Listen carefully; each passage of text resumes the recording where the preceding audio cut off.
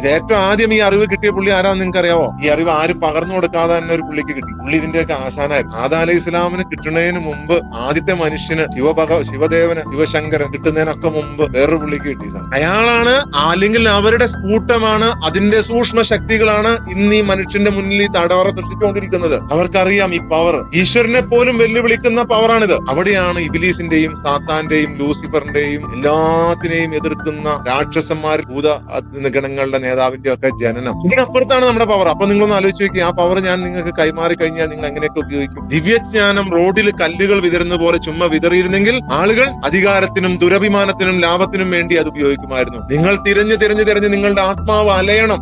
തിരിഞ്ഞ് ഒരു നിധി തേടി പോകുന്ന മട്ട് പോയി വിവിധ പരീക്ഷണ ഘട്ടങ്ങൾ നിങ്ങൾ കണ്ടിട്ടില്ലേ? നിധി തേടി പോകുന്ന ഗെയിം, നിധി തേടി പോകുന്ന സിനിമ, എന്തെല്ലാം കടമ്പകൾ കടന്ന് നിങ്ങൾ ഒരുപാട് അനുഭവിച്ചുകൊണ്ടും നിങ്ങളെല്ലാം ത്യജിക്കാൻ തയ്യാറായതുകൊണ്ടും ആണ് ഇവിടെ വന്നിരിക്കുന്നത്.